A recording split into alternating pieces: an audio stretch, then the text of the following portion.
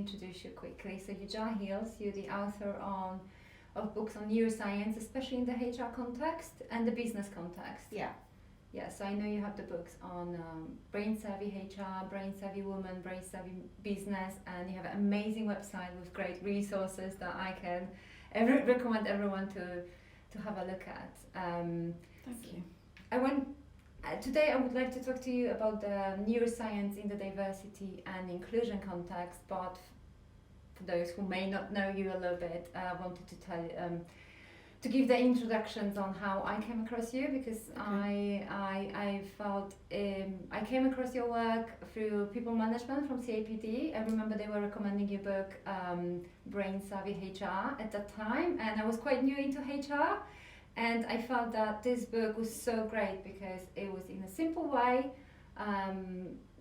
explaining what the neuroscience is, but was giving very specific things that we can apply straight away into the workplace. And the core model that you talk about, so certainty, option, reputation, and quality, it's something that was guiding me through difficult conversations or HR projects. So amazing resources in the book. So thank you very much. Repeat what the core model is. It's a model based on lots of different neuroscience research that says what are the things that tend to create either a sense of threat or a sense of reward in the brain. Yeah. And those things are certainty, having options, our reputation and equity. And I think if we apply that to diversity, let's apply it to diversity first of all. The bottom line is actually to work with a group of very diverse people can be challenging because we don't have certainty about how those people are going to react, because they may be reacting to things in a different way or thinking about issues in a different way to us. If we're not used to working with those groups, we may not know where we are in the social hierarchy, so our reputation is impacted. And for some groups, it feels unfair that people from different backgrounds are getting the same opportunities as them, certain things like that. And we like what's familiar. So, I think organisations are really focused on diversity, and that's great, but unless people feel included, those tendencies, particularly uncertainty and reputation, are going to mean that you don't get the benefits, because people won't be listening, they won't be respecting other people's point of view, or they'll be frightened to kind of say something that's different to the norm. Or they won't feel they're getting recognition and social status and so on.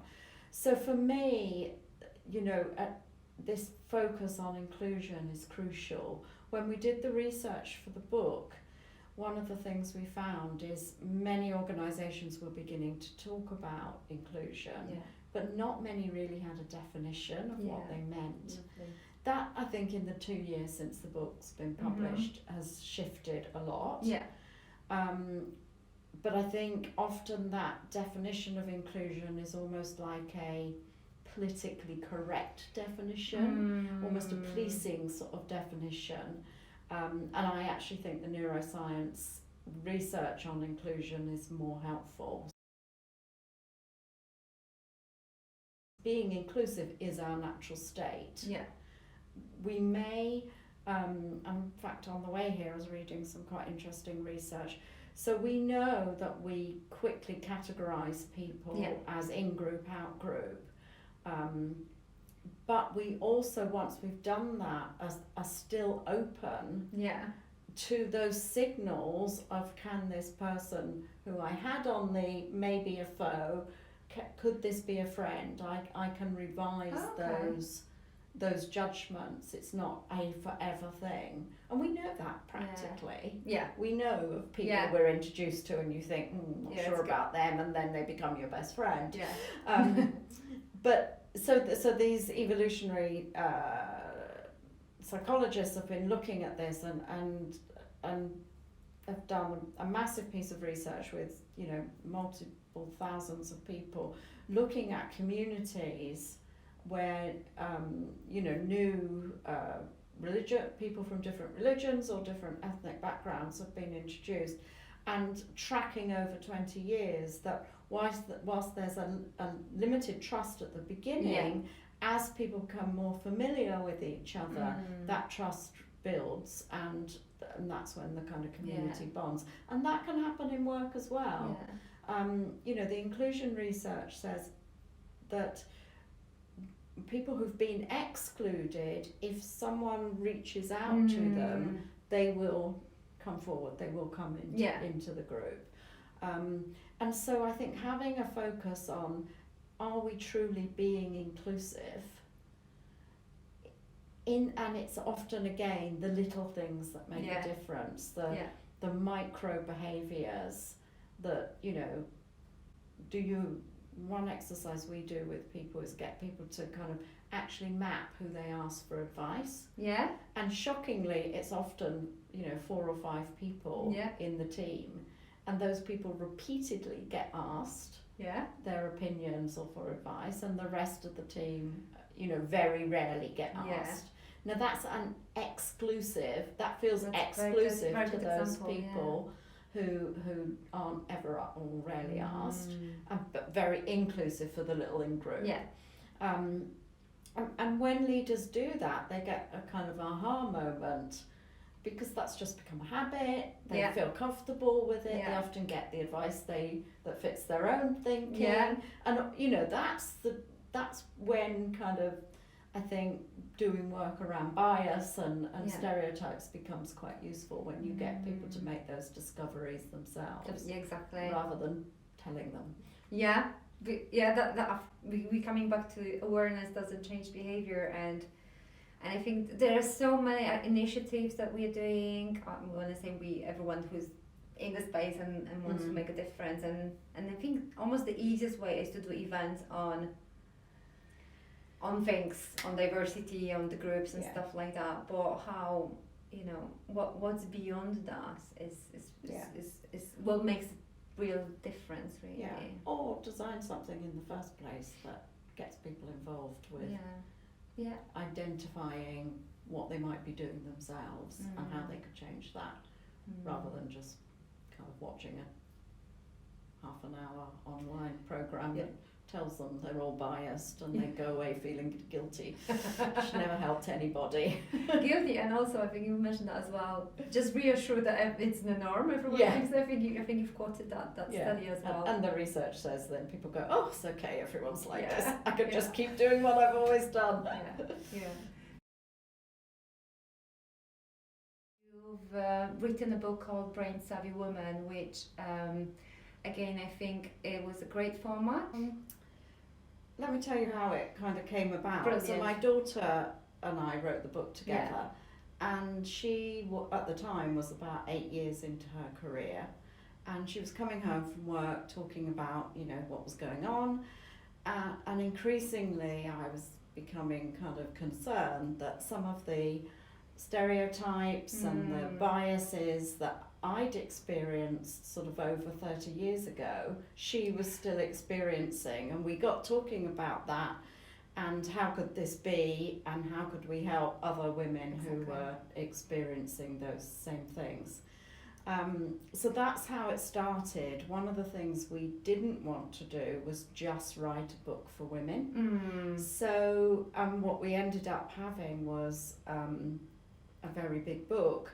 We reversed the book. So if you read from one direction, it's all about stereotypes in the workplace and how they impact women, and what we really wanted to do was add some practical advice and things that women can do. And if you turn the book over and read from the other direction, it takes you through a fairly typical hierarchical career for anyone, a man or a woman, and how an understanding of neuroscience can really help you kind of make the best of that career to go as far as you want to go to. And I think that's very valuable, because there are things that people can you do say in your book, awareness doesn't create the change. So on one side we have awareness, and I think awareness is important, but on the other hand there are very practical things that we can take away with. Yeah, I guess that's in my consulting business, that's one of my mantras is often, I think, particularly in training, people are focused on people knowing things. Yeah. And what we want is for people to actually apply that knowledge and change behaviour. Yeah. And that's a bigger step than just knowing something. Absolutely. And that's what we tried to kind of replicate in all our books, actually, to have things that kind of point people to practical things that they can do. Yeah. So what can women do today? I know it's a big question, but again, another angle that I really liked in your book was: do we fix the women, or do we fix the environment that brings so many of us? And I think that is a tricky line to walk. Where we came out in the book was women are perfect as they are, but they have to work in an imperfect environment. And until that environment catches up with the qualities that many women can bring to the workplace, then they need some strategies that help them thrive in the current environment. I think a good example you give in your book is, one that I remember, is when we talk about women in leadership, because that's obviously the big topic, it's often about how we can be more confident and how we can kind of almost mimic males' behaviours. But then, and so we have confidence training, but then if we have the confident woman, it's not being seen the same as a confident man. It still has a negativity to it. Yeah, it's called the backlash effect. Yeah. So women who display masculine, confident norms tend to get a backlash and tend to get feedback that they're too aggressive, too dominant, those sorts of things. And I think the really interesting research on that is that women who can adopt a much more expansive physiology and speak much more kind of articulately and clearly can come over as very confident without the backlash. So a lot of the work we do with women is how do they adopt that different physiology, and what the science says is that's going kind of that's talking to the unconscious mind rather than the conscious mind, and so the backlash effect doesn't kind of happen. And small things make a big difference. So often if we're giving a talk or something and women are sitting huddled up or scrunched over, we're saying just expand your sort of physiology. Exactly. So we're all very conscious of that now. And notice how it makes you feel, and then notice what, if you do that kind of on a regular basis, what different reaction you get from people. And I think you've mentioned about unconsciousness, and I feel that sometimes those things are being underappreciated, that changing your posture, changing your tone, and the adaptation to the environment, like why should they be doing it? Why should they be changing and adapting? Well, and I guess for me, that's one of the things that says until the environment is perfect for you to thrive, what are some of the things you can do that are going to give you the best chance? And some of that advice is true for men as well. Men suffer from stereotypes, and particularly I think kind of some of the younger people coming through into leadership positions don't want to be that very brash kind of command and control, I know everything type of leader. But on the way through, they're kind of getting the similar type of feedback to women. So it's not a perfect world for anyone, and we have to have some strategies if we want to maximise our own success in the environment most people are working in. And again, in your book, what I liked was that you did bring men into it, because you were giving very specific scenarios for women and men, and I think it's very important, because I've worked with organizations that were men dominated, and when we were talking about, for example, women in technology, what we were coming across, men were like, okay, but what does it mean? Does it mean I have to apologize for being a man, or on the other hand, they really wanted to be helpful, but they didn't know what they should be doing, or why are we fixing something that doesn't need fixing? Well, and again, I think it's one of those tricky things, isn't it? Because we're in a situation where the norm is masculine. Yeah. That's shifting, I think. Yes. I think we're seeing many more feminine characteristics being valued in leadership. Whether that's a male or a female, we tend to conflate gender and masculinity, femininity. And people like what's familiar.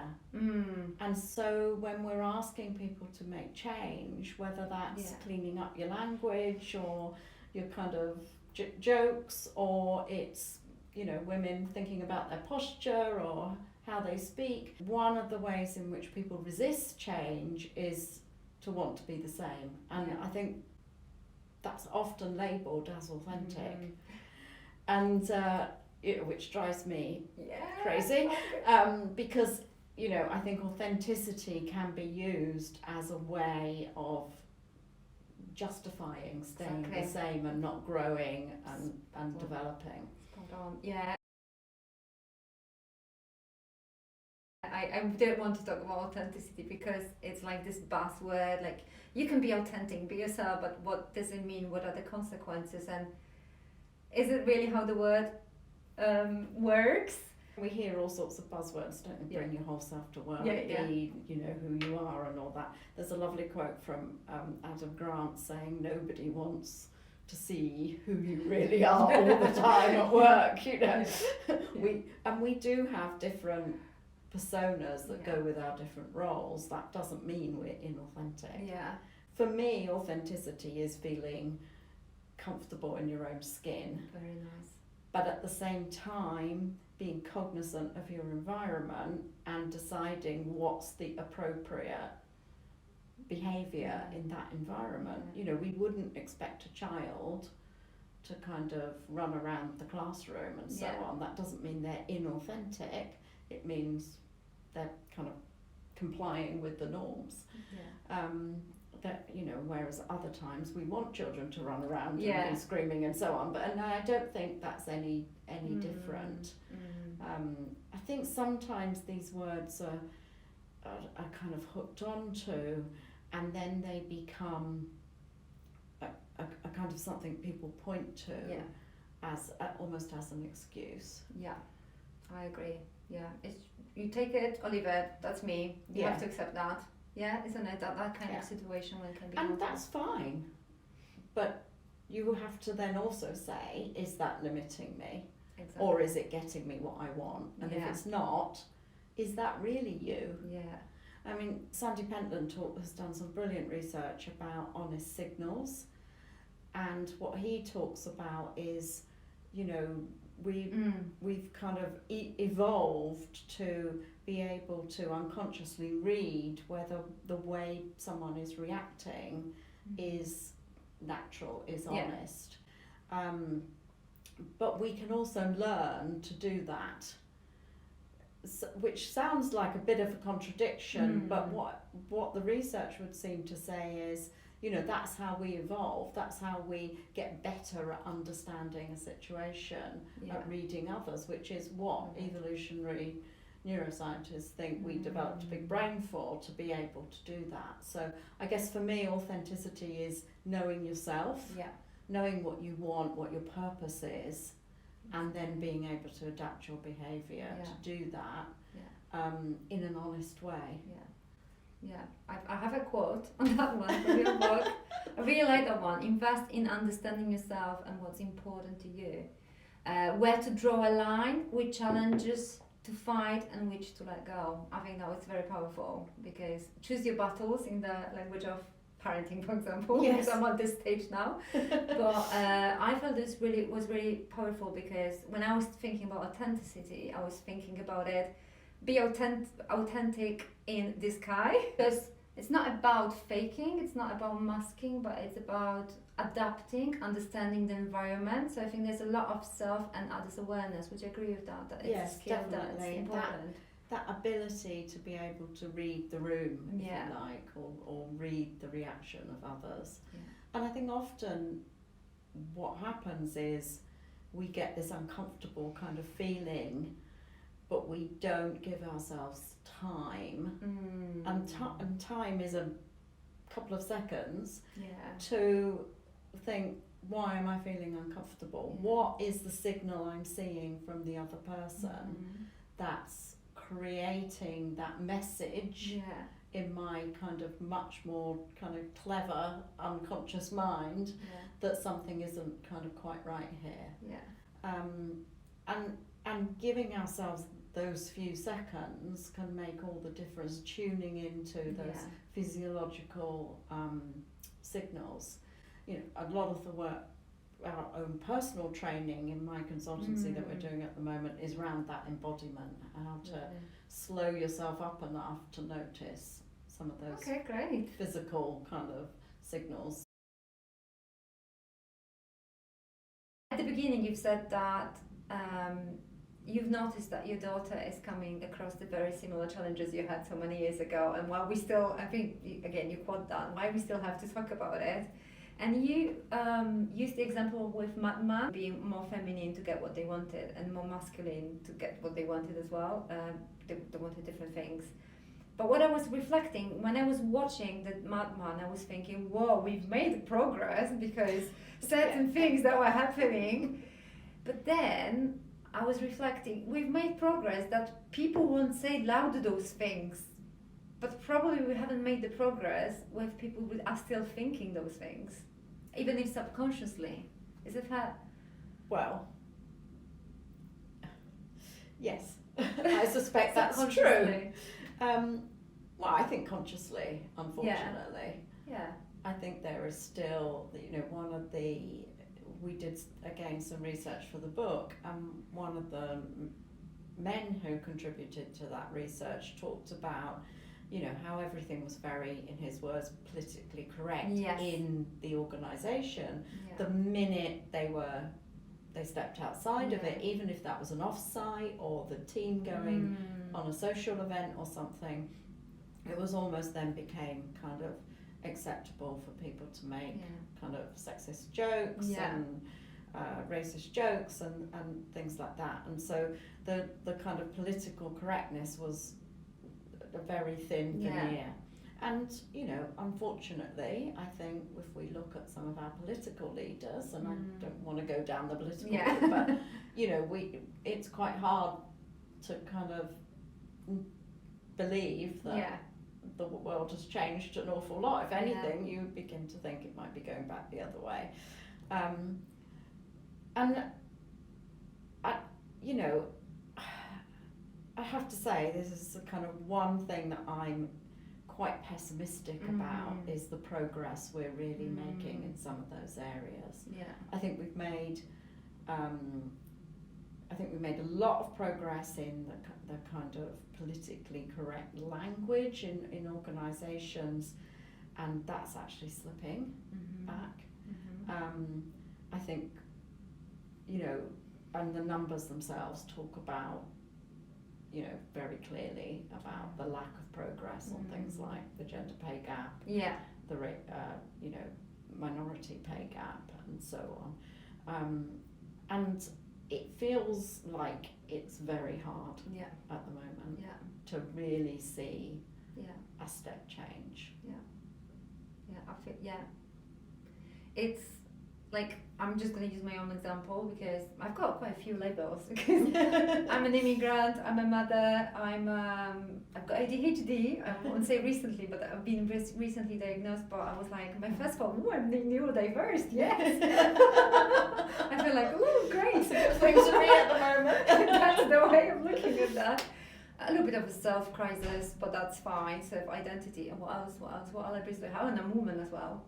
and a female, and I've never felt excluded. Like my experience has been really good, but I think in those micro moments, you're quite right that I've experienced when something is actually not right. Like for example, people joking, me not understanding the joke, I'm like, oh no, never mind. It's not, it's not big deal, but made me feel, there's something wrong with me this way or another. Not literally, it wasn't a big deal, but that's a small thing. Or well, that's an example of a micro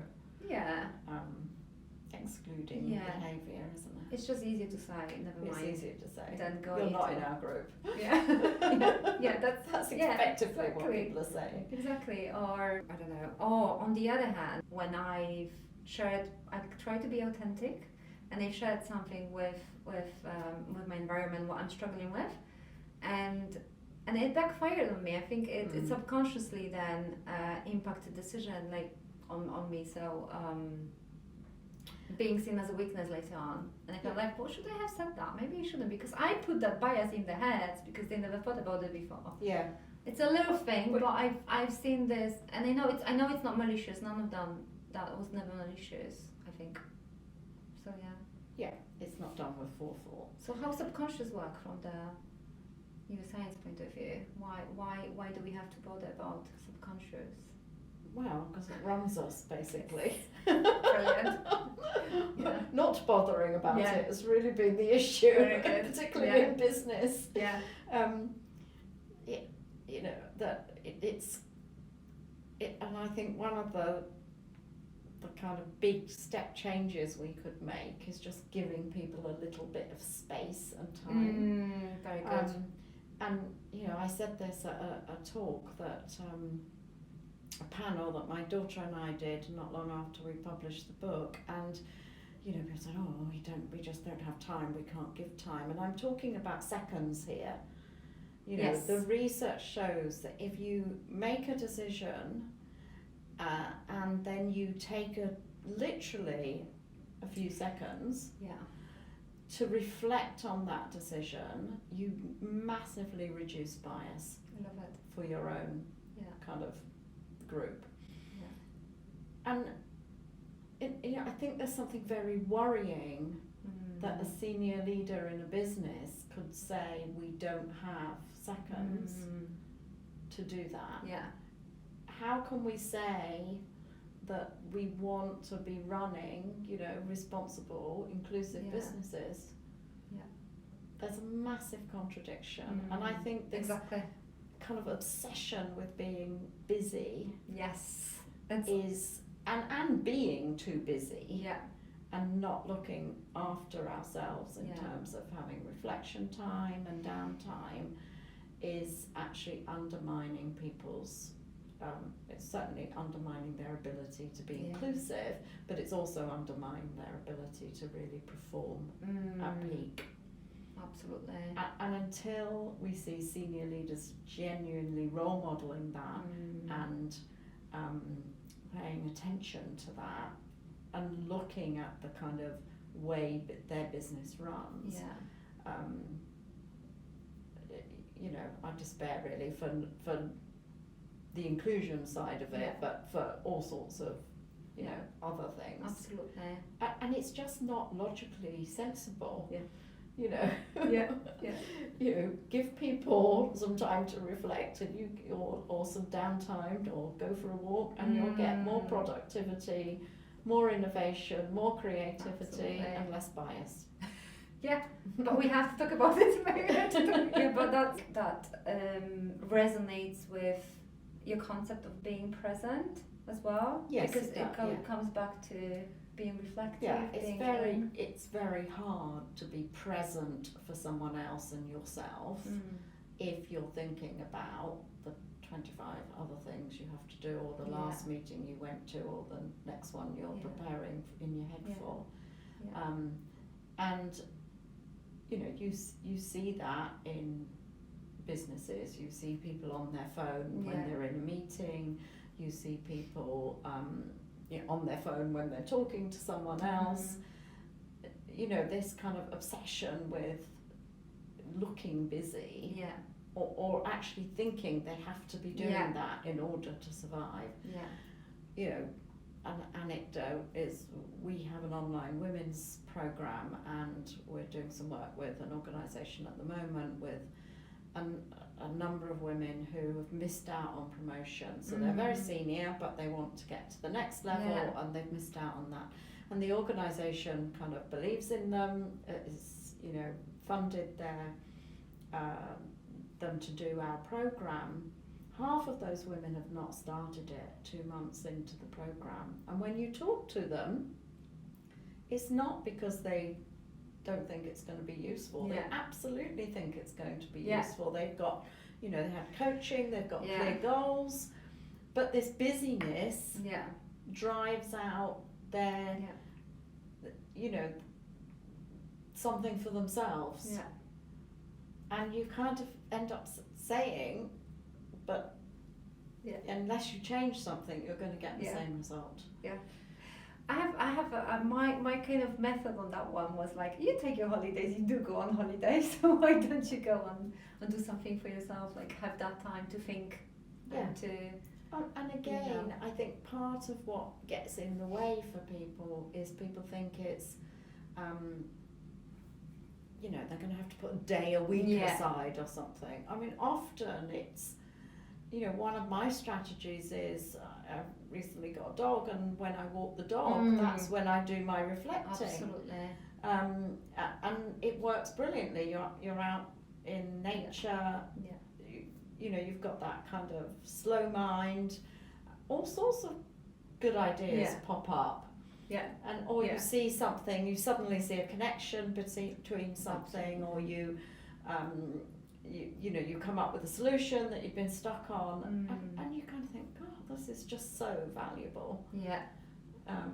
Been there on running as well. On running, of course, And so anything that takes you out of your kind of task focused mind. And the research says that actually when we're in that mind wandering state, our brain is more active than when it's focused on a single task.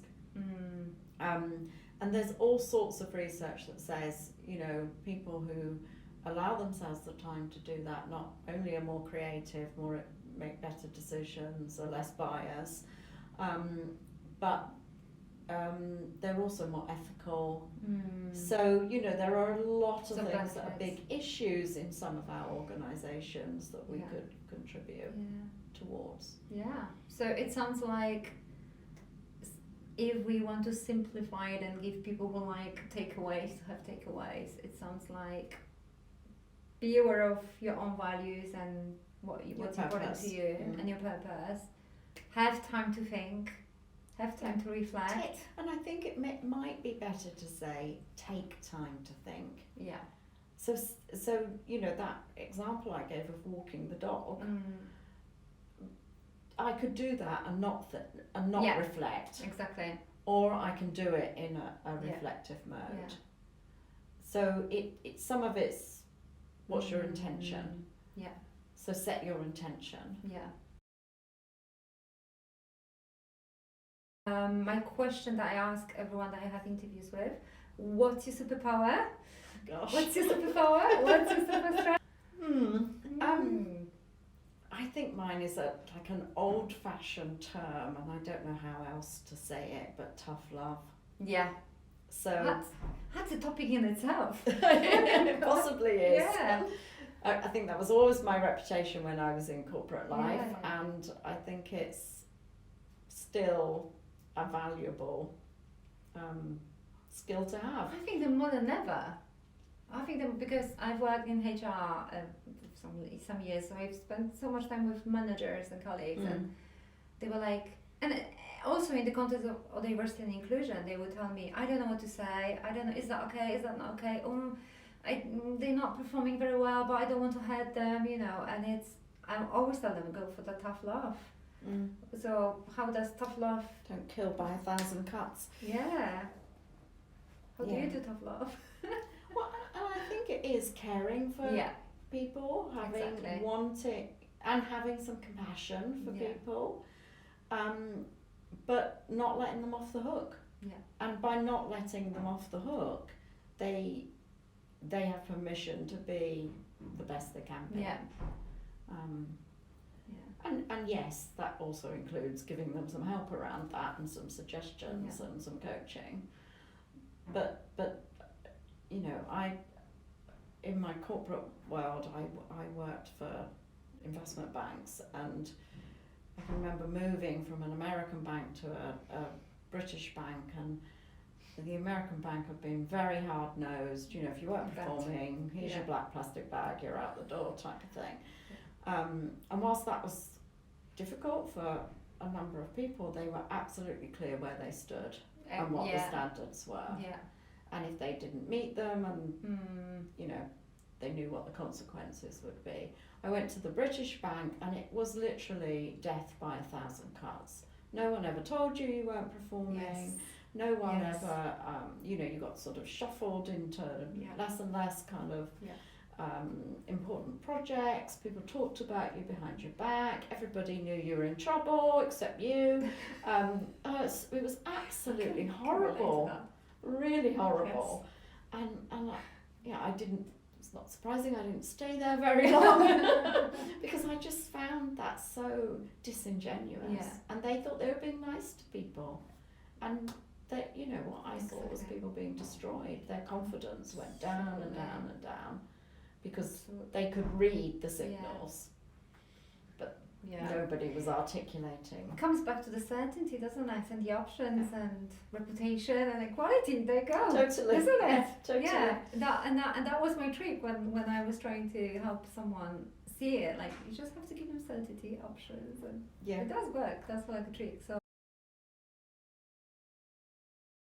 bottom line is doing a big change project for an Australian client, and knowing that the normal change models weren't going to help them. And so went off and looked for something else, and actually someone recommended David Rock's book, Your Brain at Work, and I read that and thought, oh my God, this is really important. And we used some of those ideas with the client. It worked brilliantly, so I went off and started doing some neuro leadership training, did a certificate and then a master's, and I guess then what we've done in my consultancy is really use neuroscience in two ways. So really to say there's the content of a program, for example, or a process design that neuroscience can inform, and I think lots of people are doing that. Our personal view is that's only as useful as the so what bit. So you can give you the insight, but you need the practical tools and so on to do something with it. But the other thing we've invested a lot of energy and time in is understanding how people learn and change behaviour, and designing what we do with organisations in that way. So knowing that it will maximise the chances of people actually not just knowing, to be back to where we started, not just knowing but actually changing and applying that knowledge to doing something different.